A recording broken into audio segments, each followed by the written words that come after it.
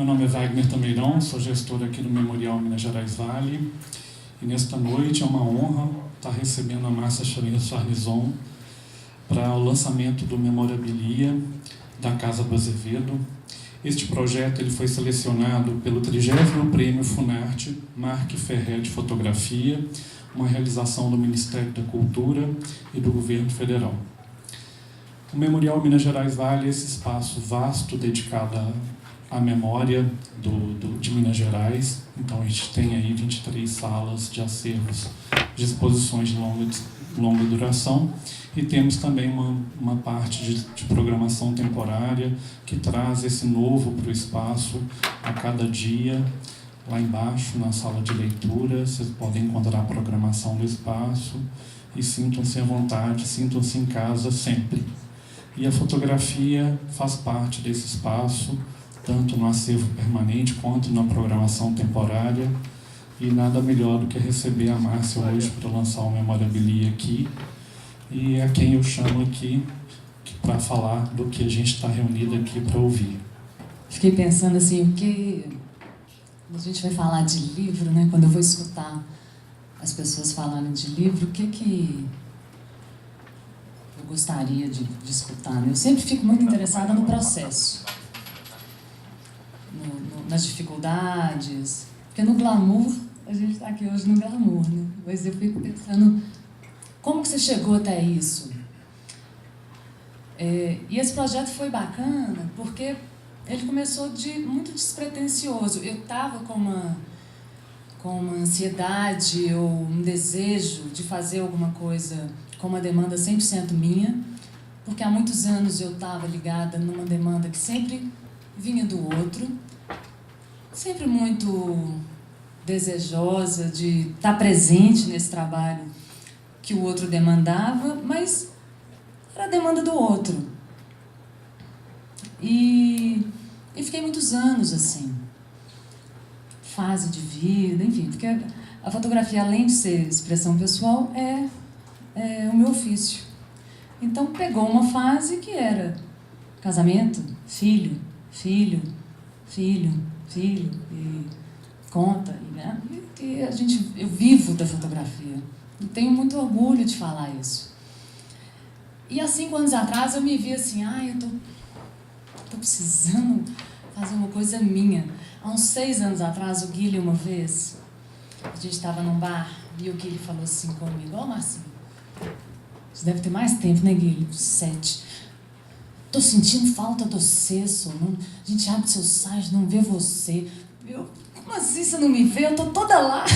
Como assim? Eu tô lá. Mas eu não tinha essa demanda, enfim. Aí paguei minha língua, fritei ela e fui fazer um trabalho com o Guilherme, né? Claro.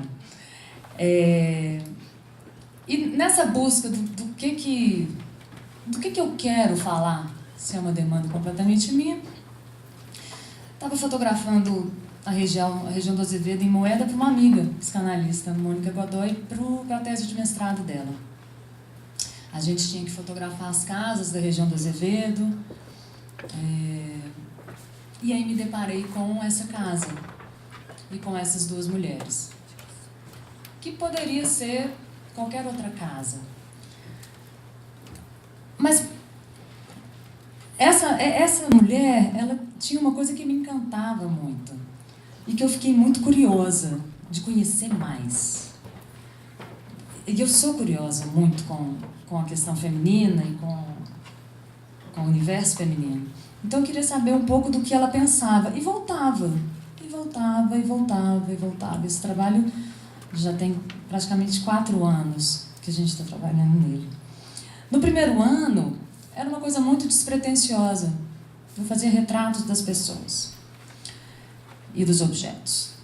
E aí depois eu olhava para esses retratos e eu ficava, mas tá aquilo aí, né? Um retrato. E o que eu estou fazendo? E toda hora eu me perguntava, o que eu estou fazendo ali? Por que eu volto tanto?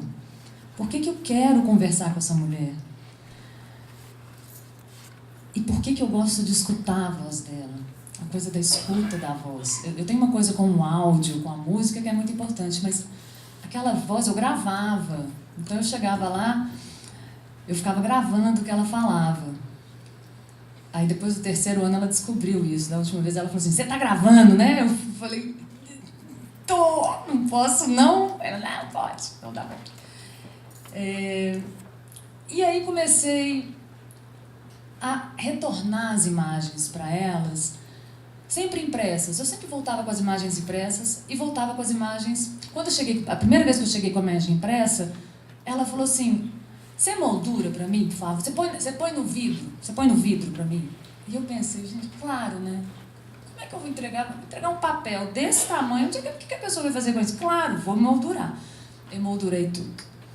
Cheguei lá, cadê as fotos na parede? Ah, não vou colocar na parede, porque a parede não está bonita, tem que ter a parede bonita. Eu falei, oh meu Deus do céu, gastei minhas molduras todas.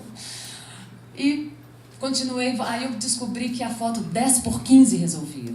Falei, ai, alívio, não precisava fazer aquela outra aqui. Eu queria fazer uma foto linda, 10x15. Passei a voltar. E a cada vez ela adorava receber as fotos. E quando ela começou a ter essa relação com a fotografia, ela começou a me pedir foto.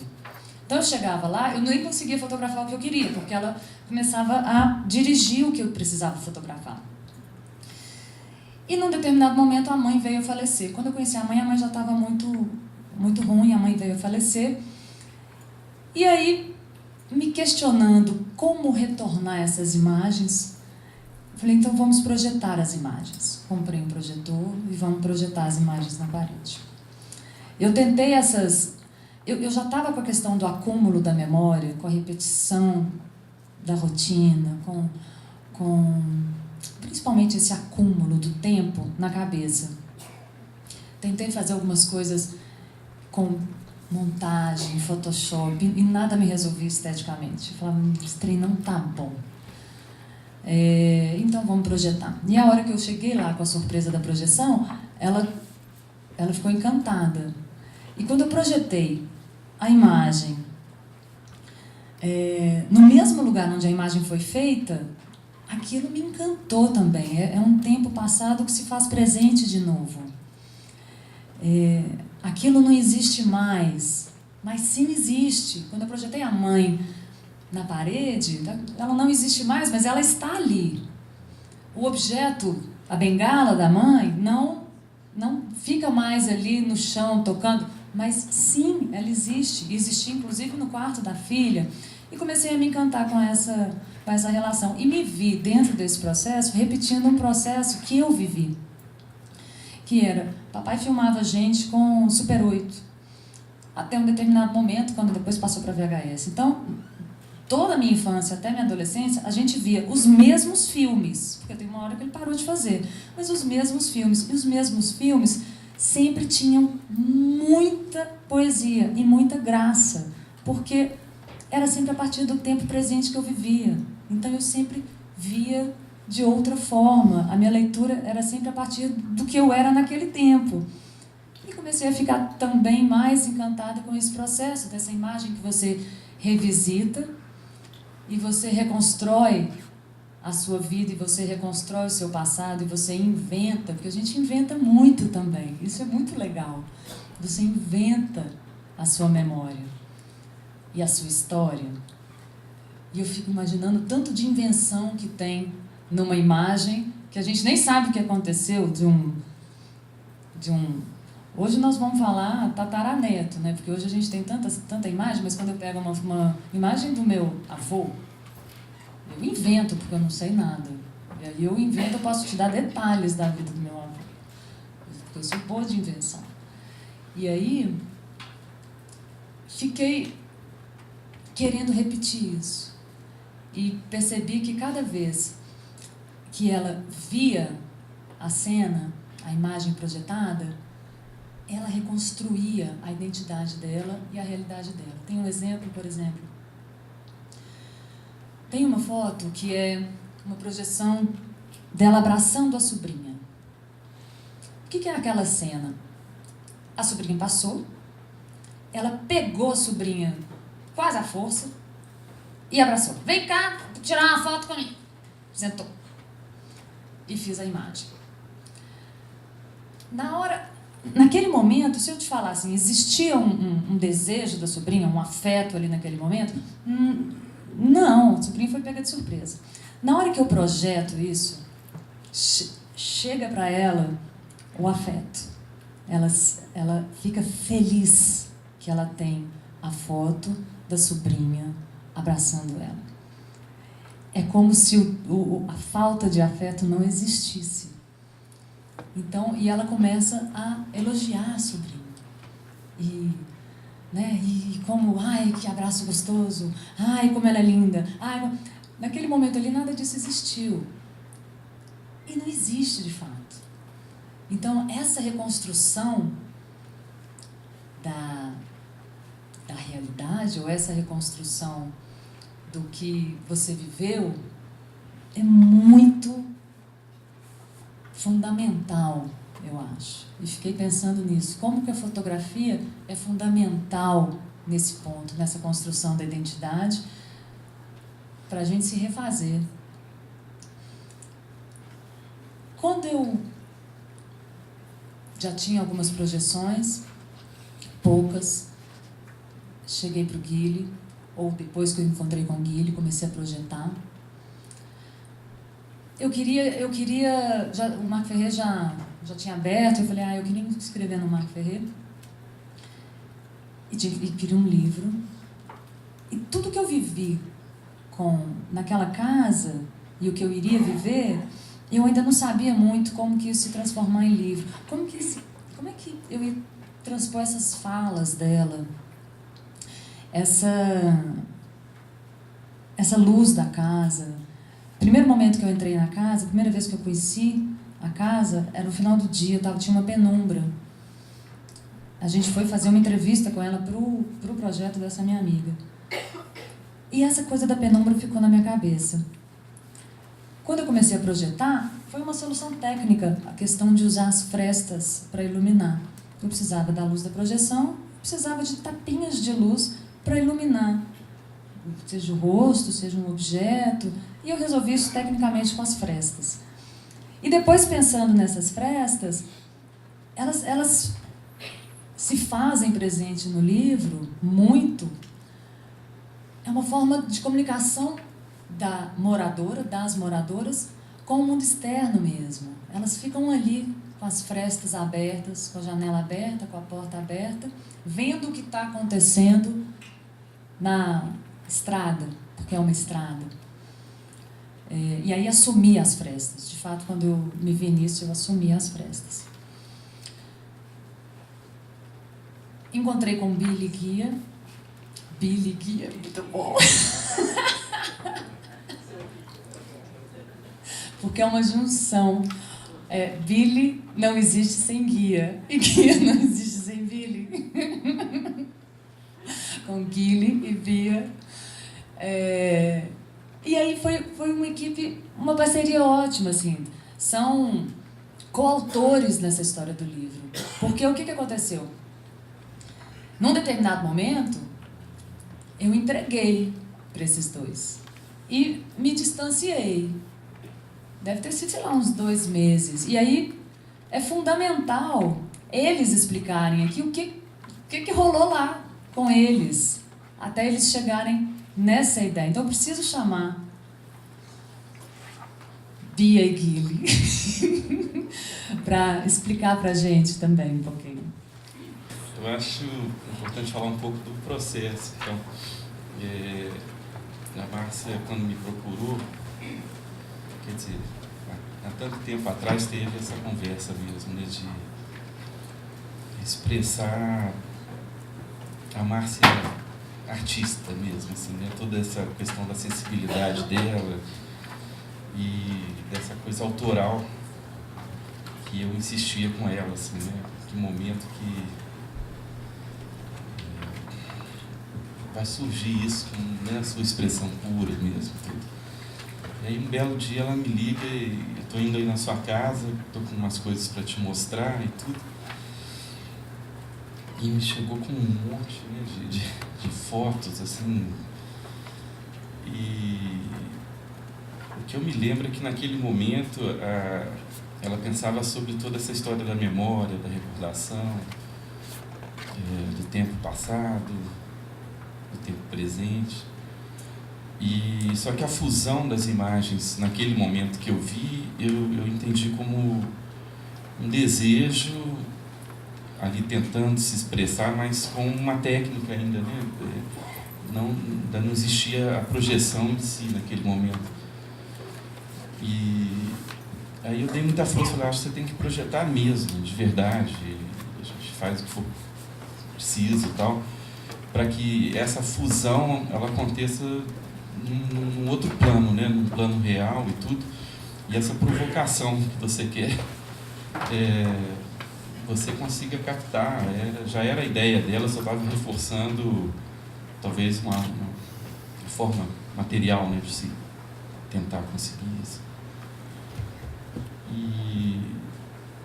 E aí eu levei um susto, porque depois, quando ela retornou, foi incrível, né? Assim, o resultado, realmente ela conseguiu, acho que com pouca luz, com um projetor que não é assim também, né? Super poderoso e tudo. Eu fiquei muito impressionado. E eu acho que ali estava já o diamante, né? Assim, a pérola rara, coisa rara, já se manifestando mesmo. Só que havia ainda muita mistura de conteúdos, assim, de simbólicos e tudo. E no primeiro momento eu fiquei confuso se era só aquele ambiente, aquele cenário, se deveria se estender para uma comunidade, se deveria se estender para uma pesquisa maior de memórias mesmo, em outros cenários e tudo. E foi quando eu falei, não tenho que chamar a Bia, porque eu consigo lidar com as coisas num sentido... Eu tenho um amigo que fala que é do inefável, assim, é difícil de definir, e talvez do inconsciente, assim. Mas a Bia, ela tem uma ânsia de definição das coisas reais, assim. E para nos ajudar a montar esse roteiro. E aí foi muito incrível, assim, eu acho que o encontro, assim, e as definições que surgiram da própria discussão, do encontro delas também, do que elas estavam lendo, do que estavam pesquisando, das identificações, das nossas brigas também. Então, talvez fosse legal a Bia falar um pouquinho, porque ela tem umas coisas conceitualmente tão profundas, assim, que vão além, né? Ou talvez a nossa tentativa fique na imagem mesmo, né? No impresso, da Márcia, na própria imagem em si, que é a riqueza disso, né? Mas a definição que a Bia trouxe para tudo isso, para nos clarear, né? É importantíssimo. Aí talvez fosse bom ela falar um pouquinho desse ponto, e aí eu volto para a gente falar um pouco do processo do livro em si, como produto, como matéria, e como que isso se deu nesse vácuo, assim, de tempo que a Márcia nos permitiu, né, sumir, assim, para nos dar liberdade total mesmo, de ação, de roteirizar, inclusive, e dispensar coisas fantásticas que ela tem, que estão lá nos guardados e tal. Mas a partir dessa linha que Bia vai falar, que eu acho que a gente conseguiu enxergar uma forma de contar essa história, né? A Bia tem uma coisa sensacional, que ela pega um trabalho, aí sabe aquela pessoa que tem 990 mil referências e ela vai te colocando aqui, vai fazendo aqui, vai ligando, e você fala assim, nossa, é isso que eu estou fazendo. Eu fiquei encantada a primeira vez que a Bia abriu assim, minhas fotos. Falei, ai, eu quero ela dentro da minha casa. Será que está funcionando? Bom, eu vou minimizar isso que eles falaram. Na verdade, assim, o que eu tinha para dizer já está, né, na forma do texto e também nesse pós-fácil que eu escrevi. Na verdade, eu me encantei com o trabalho de imediato. Na hora que eu vi, né, as fotos, né, com claro, escuro, sofisticadíssimo, sobretudo da foto a que abre o livro, né, que na capa está sem o cachorro, mas aquela foto para mim foi assim um tapa, né, porque parecia algo saído de um livro, né, e não de uma casa ali na Moeda, né, na Serra da Moeda, e com uma sofisticação, né, e as outras também. Aí a gente foi, né, vendo, eu queria separar, essa aqui talvez não, a Márcia ficava triste, porque às vezes uma não se encaixava, mas a gente falou, né, não, mas a gente vai ver tantas vezes que às vezes elas vão voltar, e de fato isso aconteceu. A foto, por exemplo, da bicicleta, que num primeiro momento não parecia se enquadrar com as outras todas, e de repente nada mais beira de estrada, né, de uma casinha barreada, né, nos seus baldrames, né, com aquela bicicleta encostada. Quer dizer, aquilo entrou porque o livro, quando eu vi, eu falei, o seu trabalho já está pronto. Né? Eu ouvi essa fala minha, porque eu falei assim, existe aqui já uma narrativa, uma história, né? A gente ainda não tinha organizado e tal.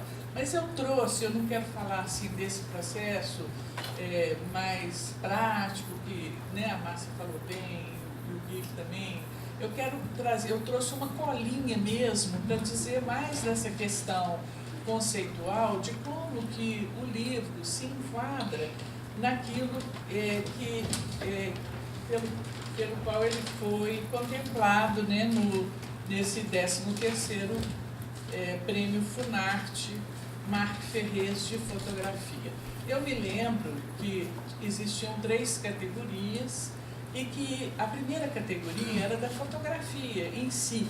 A segunda categoria, eu vou ler para vocês, módulo Documentação Fotográfica do Brasil, e que dizia o seguinte, né, o quesito, a importância do projeto para o campo da fotografia, destacando o desenvolvimento histórico e crítico da produção fotográfica brasileira e sua formação de público. Então, isso aí, eu lembro de ter falado com a Márcia. Márcia, não é apenas uma foto de altíssima qualidade como é a sua. Você também está fazendo um registro de uma casa vernacular brasileira. Quem viu o livro vai reconhecer essa casa, né, sendo que ela existe pelo Brasil afora, né, de norte a sul. Você vai chegar nessa casa com essa tipicidade da casa brasileira de origem portuguesa, e você vai reconhecer a vida familiar, a história da família de todo brasileiro, né, dessa classe menos favorecida, mas que tem uma dignidade incrível, trata seu espaço de uma forma tão bonita, né? A gente se encanta, né, com aquilo, porque há toda uma harmonia colocada ali, né? Não há luxo, mas há uma beleza intrínseca mesmo. Então, o meu papel nesse momento em que a gente reuniu e eu tinha que nortear, assim, de alguma forma teórica, mais conceitual, eu lembro que eu falei com a Márcia do trabalho referência no Brasil, porque o trabalho tinha que se alinhar com o que se faz contemporaneamente em termos de memória e fotografia do Brasil, né? E o que o trabalho contribuiria? Eu reconheci coisas que o trabalho já tinha intuitivamente colocados pela Márcia, né? Na forma criativa de artista e tal, ela já tinha esses elementos presentes. Mas o que eu quero colocar para vocês, e para não me perder, eu trouxe isso escrito, que essa referência nossa, do Brasil, dessa história de vida, a Ecleia Bose, no seu livro Memória e Sociedade, Lembrança de Velhos. Talvez alguns conheçam, não é um livro, né, assim, não é muito conhecido, mas dentro de um certo círculo. É um livro belíssimo.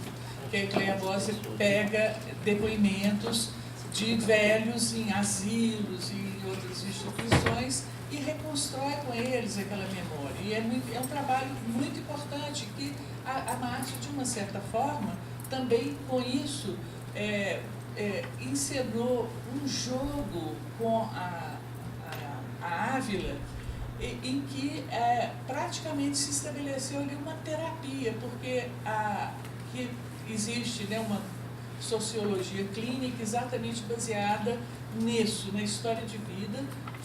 Foi uma matéria criada em Chicago, nos anos 30, 40, em função dos imigrantes que vinham para fazer as construções e ficavam totalmente despaisados e sem motivação.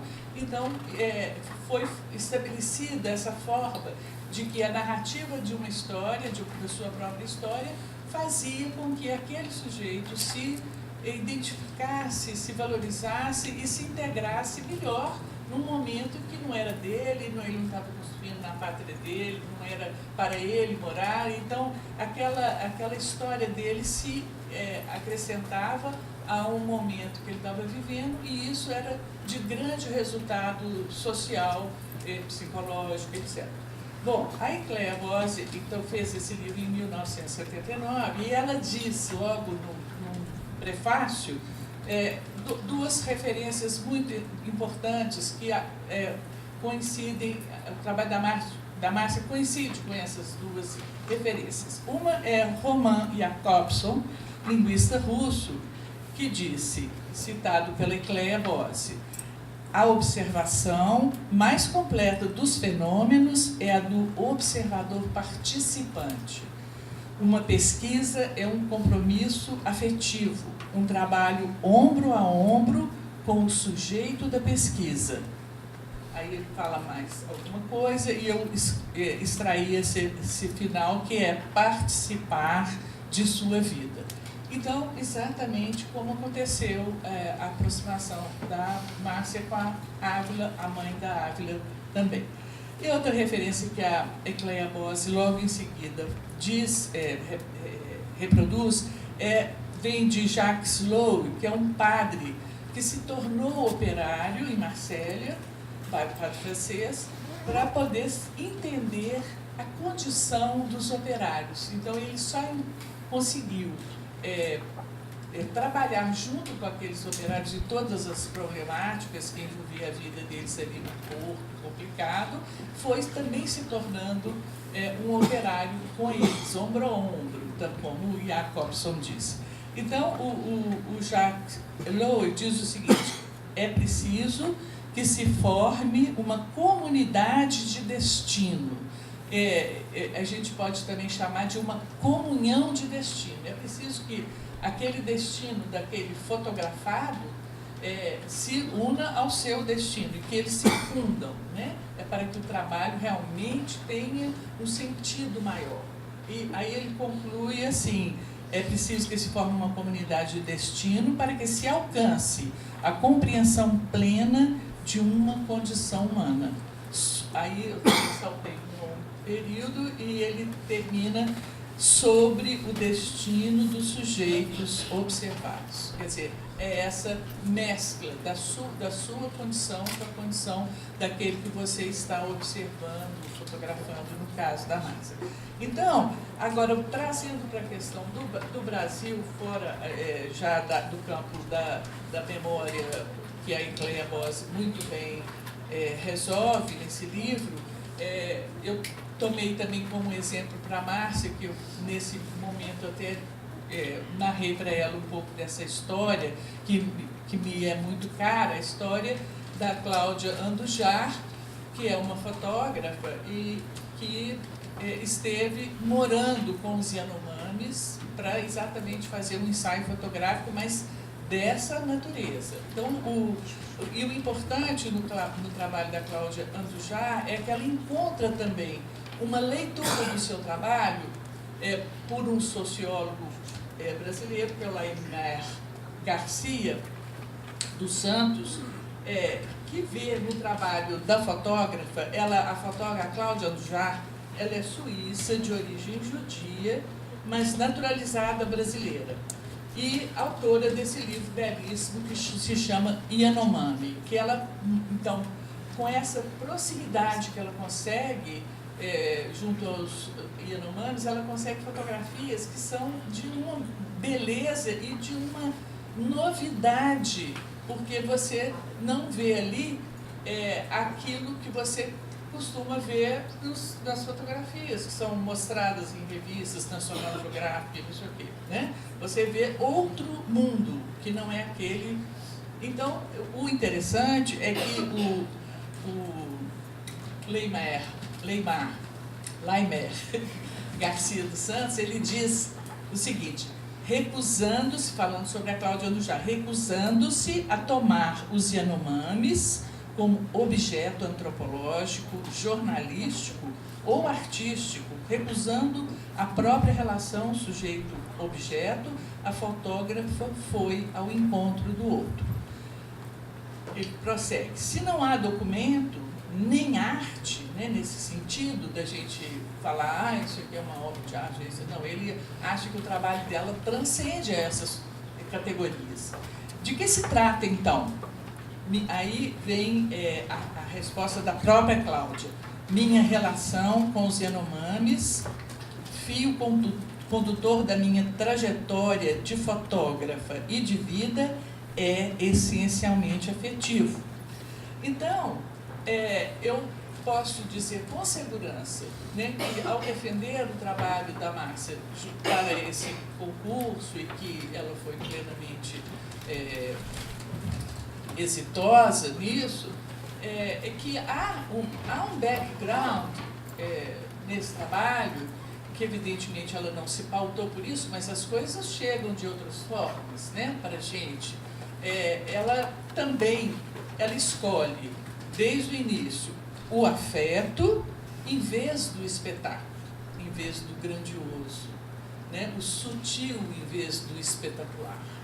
E nisso eu acho que reside todo o encanto que a gente encontra, fora a beleza, realmente, porque eu também lembro de ter dito nisso, né, que a palavra estética, ela contém a palavra ética, né?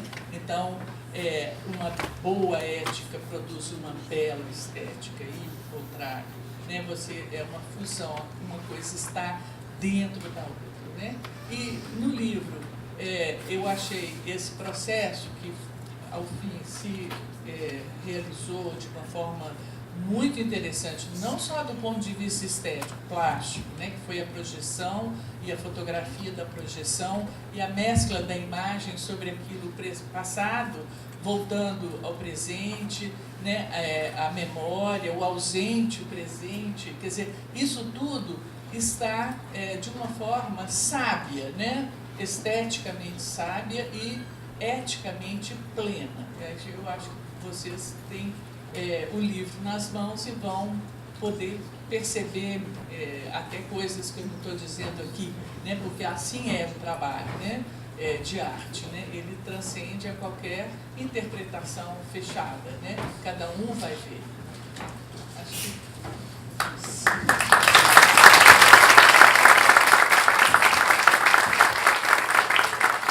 É interessante quando a Bia fala isso, assim, para os fotógrafos que estão aqui.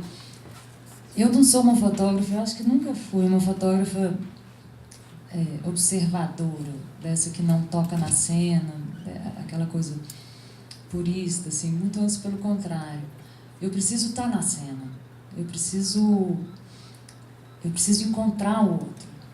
E eu gosto de não só encontrar, de fazer alguma provocação e a partir do retorno do outro a imagem existe. Na verdade, a minha fotografia existe a partir do que o outro me devolve. E é isso que me encanta, assim, o que cada pessoa que aparece na minha frente, como que ela devolve a minha presença, a minha provocação, o meu afeto, de fato sempre através de uma relação de afeto. Isso com certeza, eu preciso, senão para mim fica sem graça. Eu não consigo, tanto que eu não consigo fotografar, por exemplo, vocês vão entender muito bem, a natureza. Eu não consigo, porque eu não consigo ter resposta. eu não consigo provocar, eu não consigo mexer. Aquilo ali, eu falei assim, ah, não, esse trem é muito chato. Ah, não quero uma coisa que me olhe e me encare. Daí eu crio uma relação, e daí uma imagem pode surgir ou não, né? É isso. Só mais uma coisa que esse final que Bia falou, eu acho que nos norteou depois de tudo, né, durante tudo, foi esse sutil, e que tem um mistério nisso, e que a gente não sabe explicar assim muito bem. Até na escolha assim, do papel, uma coisa interessante, a primeira vez que aconteceu na minha vida de conseguir imprimir um papel vegetal dos dois lados, com registro e tudo, e aquilo, quando a gente vê a luz, ela perpassa assim, como se a fresta que ela trabalhou. Então não é uma coisa tão assim gratuita, porque é tudo no escuro, são todas questões profundas assim do negro, né, do noturno, sei lá, mas que quando a gente fez essa seleção, o roteiro, as escolhas, no afastamento da Márcia, o que nos norteou foi o sutil também. E é difícil explicar por quê, né? E às vezes a gente olha e pensa, será que é triste? Será que é solitário? Esse viver ali e tudo? E não é, está além e mais profundo. E isso é que eu acho que para nós todos, não sei, mas principalmente esse mistério que eu acho que ela conseguiu registrar. E nas nossas escolhas sequencial das fotos, do contar a história, da revelação dessa luz que vai passando por entre as frestas do livro, do branco também, quando ele entra para uma respiração maior, é só uma tradução, uma tentativa de uma tradução, não sei se é boa, se é ruim, se tem classificação, mas dessa sutileza que eu acho que ela conseguiu captar e transmitir. A gente só tentou materializar. E isso é o que mais me impressiona na Márcia, desde 6 anos atrás. E aí, se alguém quiser perguntar alguma coisa, a gente está aqui. Parabéns, maravilhoso para vocês, o livro. E me chamou a atenção que durante esse tempo houve 2 perdas, né? A mãe e o cachorro. E quem tem bicho sabe que é uma pessoa também. E como que foi lidar com isso, né? Com essa dor, e ao mesmo tempo estar ali convivendo com essa família. A dor da mãe foi muito presente, porque ela morava com a mãe e de repente ela ficou sozinha, assim. Por mais que o irmão more do lado, tem a sobrinha, o irmão tem uma venda, que ela está sempre na venda, ela está dentro da casa sozinha. Eu sinto que a mãe, sempre quando eu pergunto da mãe, ela fala que tem muita saudade da mãe. O cachorro é engraçado, porque ele morre cachorro todo dia. Cada hora, e tem um cachorro amarrado sempre. Porque ele precisa morrer amarrado, senão ele morre longe de mim. Isso é muito, muito tocante, assim. E toda hora que o cachorro, eu olho para o cachorro. E durante 3 gerações de cachorro era o mesmo nome, era o Quatroio. Eu falei, mas você não vai mudar esse nome? Ah, não tem outro, põe Quatroio, tá bom.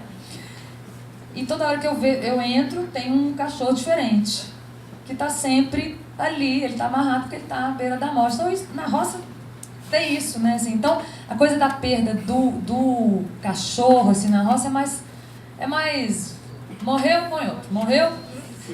É uma rotina, né? Ô, Márcia, eu queria que você esclarecesse a respeito do título. Essa palavra, memorabilia. O título... O Leonardo Gomes está aí? Então eu mato ele. O Léo é um querido, é um designer querido, meu melhor amigo, assim. Fui mostrar as imagens para ele e ele me falou do memorabilia. Eu fiquei com isso, fui ler Sócrates, porque vem de um livro de Xenofontes falando os diálogos de Sócrates, e fui ler. E aí descobri com a revisão do Rodrigo Seabra, que é memorabilia. E aí eu já tinha muito tempo que eu ficava falando memorabilia, todo mundo fala memorabilia, e eu falei, não, Rodrigo, eu tenho alguma licença poética para falar memorabilia, não falar memorabilia? Ele falou, nossa, quem sou eu para ser polícia de português? Mas o correto é memorabilia.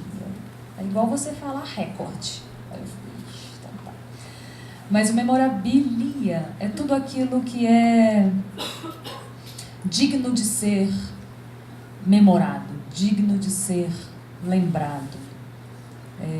Esse é o significado do termo. E que aí eu achei, é isso mesmo, assim, é isso que eu quero. Memorabilia da Casa do Azevedo, aí é uma licença poética mesmo, a Casa do Azevedo, porque eu comecei fotografando no Azevedo. A Ávila mesmo, a casa mesmo, não está no Azevedo, está numa região que chama Bela Vista. Mas na roça é tudo assim, você põe o pé aqui, você está num lugar, você põe o pé ali, assim. E o Azevedo, né, para quem já leu um pouquinho, era a família que era dono das terras ali.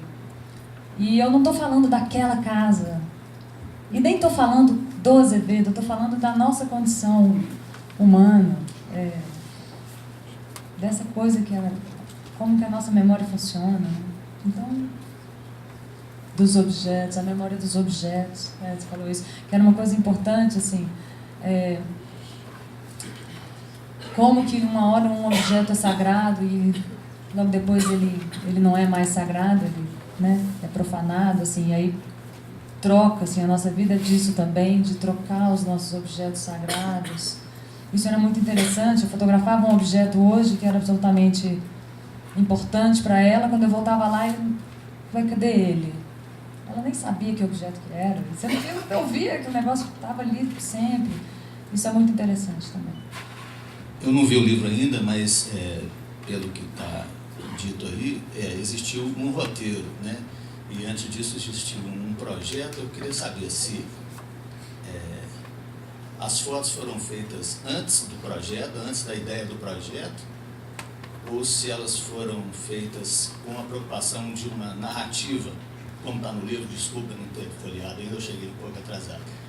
Ou se existe uma linguagem dada na edição, né, como Dziga Vertov falava. Não tinha roteiro. Na verdade, o projeto ele foi acontecendo, ele foi se delineando com o tempo. Mesmo quando decidi vamos projetar, a única coisa que eu coloquei na cabeça é vamos projetar. Projetar o quê? Aonde? Em qual sequência? Não. A coisa se dava, eu nunca ia com nenhuma imagem pensada. Na verdade, isso não acontece assim na minha fotografia. A coisa, eu chego no lugar e aí a coisa, o que o lugar me dá, eu faço a partir disso. Então o roteiro, ele não existiu. A edição, ela aconteceu, a gente fala. Eu estou pensando no livro, né? Não estou pensando assim, para existir o livro, as fotos foram feitas para o livro. No processo. As fotos já estavam. Sim. Não teve roteiro. Na verdade, a partir do material pronto que eles trabalharam, teve processo de edição, né?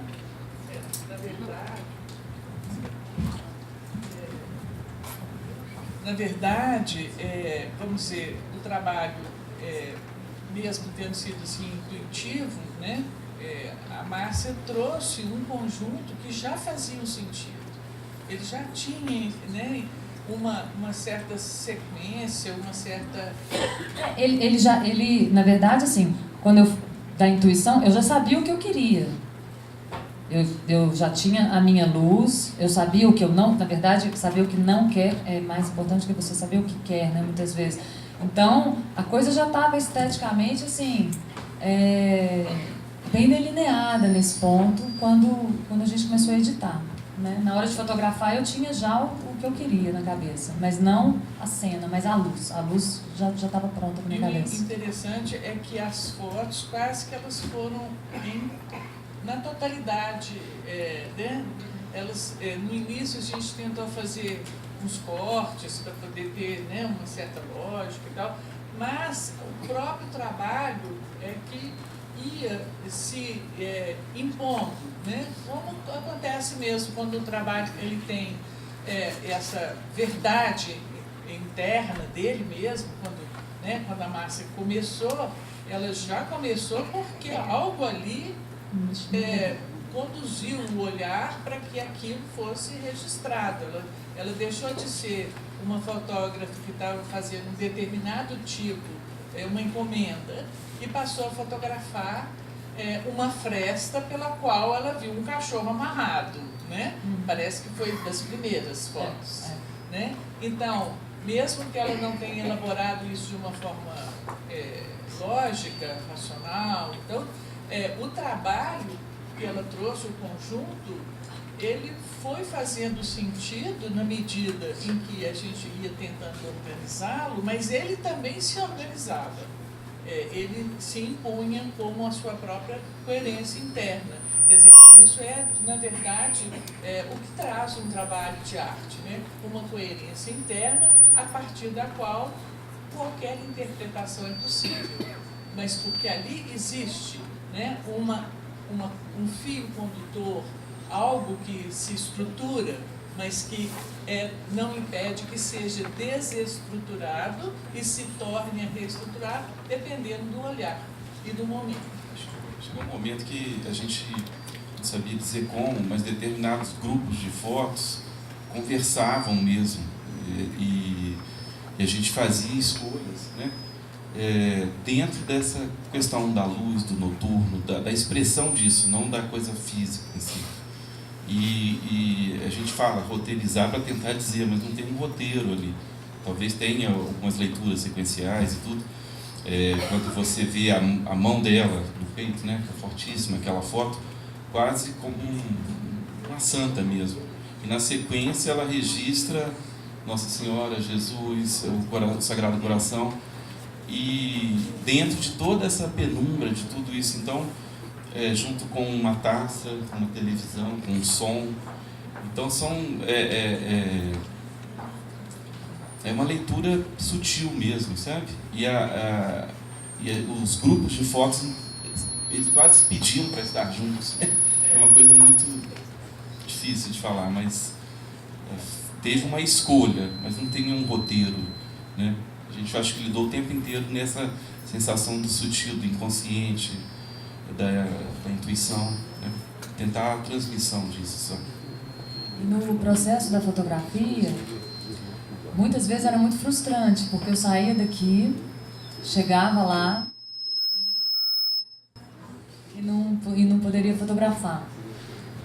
Seja porque ela não queria, ou não estava num dia bom, ou era um dia que ela só queria conversar. E muitas vezes era só uma conversa, e que aí talvez um fotógrafo ficaria triste ou muito frustrado. Eu ficava só um pouquinho frustrada porque eu queria a imagem, eu precisava da imagem. Mas eu tinha um prazer tão grande na escuta, que aquela coisa das falas e da voz, que isso foi o projeto também, isso foi o trabalho. O trabalho, na verdade, ele só aconteceu por causa dessa relação que a gente construiu e por causa dessa escuta, talvez, né? À medida que vocês iam conversando, falando, né, relatando, eu ia folheando o livro. Eu via nesse livro, além de fotos, muita poesia. Mas é cercado de poesia mesmo, é um universo cercado de poesia. E o que eu achei muito incrível é que Billy e Guia, Billy e Guia, sem nunca terem conhecido ela, sem nunca terem ido no Azevedo, sem nunca terem pisado na casa, traduziram isso muito bem. A primeira vez que eu mostrei a boneca do livro para a família, para pegar a autorização de todo mundo, eles se emocionavam, e se emocionavam com as frases, e se emocionavam com os objetos. E aí nesse momento eu tive certeza assim, que, tá bom, porque para mim o mais importante, era muito importante isso, assim, isso bater com eles, né?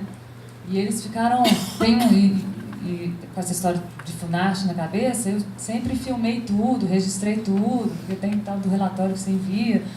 E aí, que bom que eu fiz isso, porque tem eles folheando o livro e comentando uns com os outros. É um processo bonito esse de making off. Isso que você está falando, que nem a gente pensava. E as palavras foram surgindo, e a necessidade da gente querer ouvi-las, assim, né? Eu acho que aí está muita poesia também. Ela trouxe as gravações, ou nos passava, né? Determinadas frases, sons. E isso não tinha nada projetado, a gente nem sabia se teria texto e tudo, né? Então foi uma construção, mas a própria poesia se impôs também.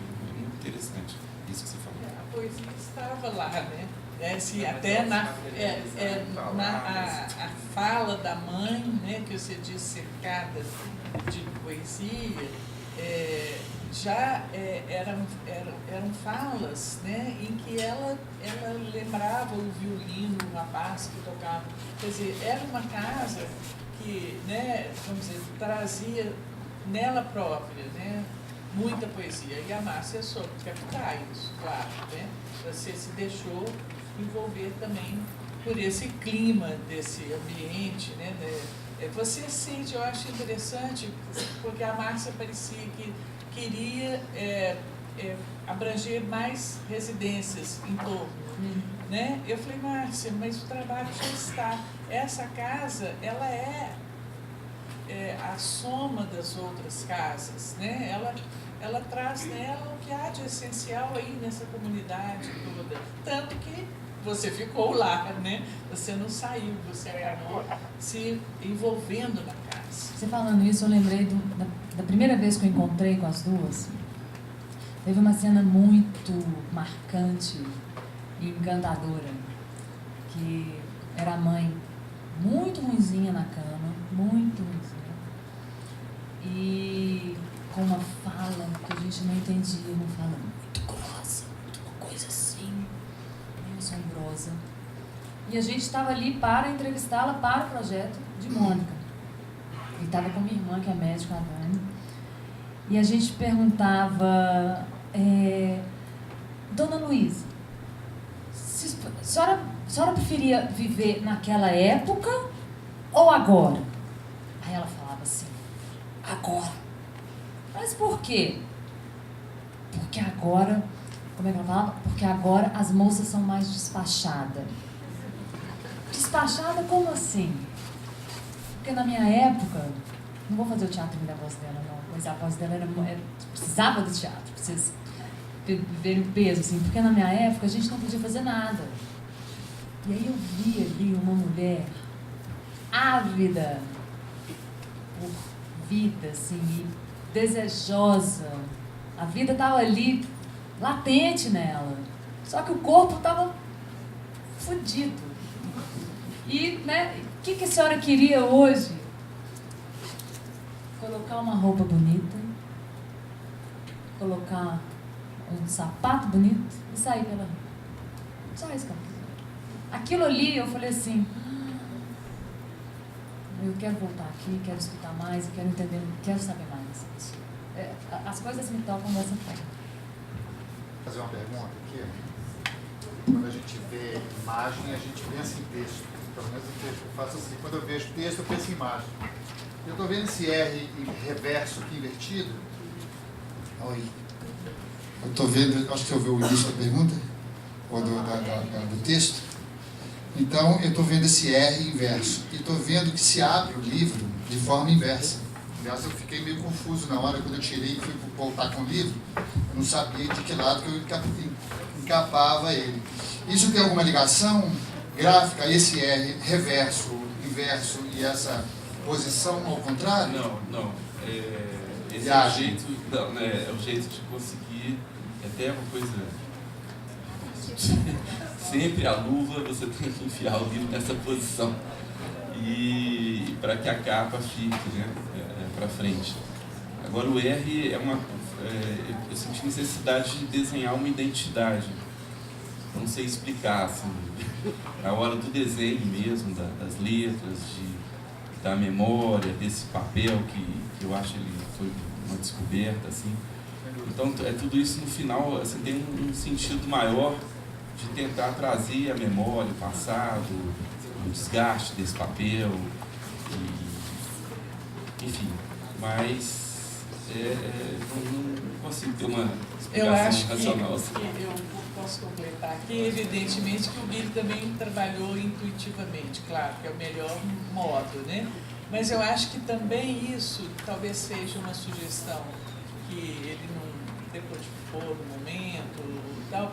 Eu acho que as coisas, quando a memória traz, elas não vêm sempre também na mesma ordem, elas vêm invertidas, elas vêm em outra ordem. Eu acho que isso também foi uma sugestão. Né? As letras, elas estão, tentam ter um encaixe, um desencaixe, proporções diferentes, o I pequeno, o I grande, aonde cai o pingo e tal. Mas eu faço isso de uma forma intuitiva mesmo. Não consigo dizer, tem defesa racional, lógica. Um outro trabalho que o Guilherme, eu também funcionei, em que eu criei o nome e ele fez a identidade. E o nome era um nome indígena, que era Tipi, com Y, 2 Y, Tipi, que eu fui em busca desse nome para conseguir algo que fosse bem subterrâneo, essencial, para balançar com um espaço em Roma do século I, uma coisa que eu falei só entrando com os nossos antepassados indígenas, né, que era num subterrâneo lá em Roma, no subterrâneo da Embaixada do Brasil. Então eu fui ao dicionário Tupi-Guarani e eu tive que ir do A até o T para encontrar a palavra, porque eu não consegui, não havia o inverso, né? Então eu tive que ir percorrendo todas até chegar no Tipi. E qual não foi a minha surpresa ao saber que, além de subterrâneo, era também essencial, era na verdade a palavra era tupi, né? Era uma forma, uma variante de tipi, de tupi, tipi e de tupã. Então era realmente aquilo que era o mais essencial. E o Guilherme, ao fazer essa marca, ele fez exatamente, não conversamos sobre isso. A gente não chegou a racionalizar. Ele fez exatamente o que? Pegou cada letra, o T, por exemplo, o Ti, né, o T, ele pegou o braço de cima e a vertical, e eliminou o do lado de cá. Porque não existe outra letra, a não ser o T, que tem essa conformação, que tem esse ângulo ali. Né? É um L invertido. O Y, ele também tirou dos braços do Y, da forquilha, e ficou esse ângulo. Não existe outra letra que tenha esse ângulo. O P, ele deixou só aquela parte, aquela barriga de cima. Não existe outra letra que tenha barriga só em cima. Então era o P. E o Y seguinte também repetiu. Então, assim, é uma coisa que vai num trabalho que é mais ou menos circular, né? Você não tem uma clareza às vezes, mas aquilo se impõe, né? A gente é olhado também pela coisa, né? Então, eu acho que um pouco funciona dessa forma. Meu nome é Marta, eu trabalho com fotografia, sou estudante de fotografia e você é uma referência para mim já há algum tempo. A primeira vez que eu te vi foi no Edinho Brasil e depois eu tive a oportunidade de ver uma palestra, me parece que foi no Foto em Pauta, no pátio, e eu me lembro que você falou alguma coisa sobre, já anunciava, eu não vou me lembrar das suas palavras, mas um tempo para eu fazer o trabalho que eu gosto, alguma coisa nesse sentido, de um trabalho mais autoral, enfim. E aí, na hora que você começou a fala, você falou que o Guilherme falou, eu não te vejo. E aí eu queria falar que a gente viu aqui hoje, além trabalho belíssimo que está aqui. Você está belíssima.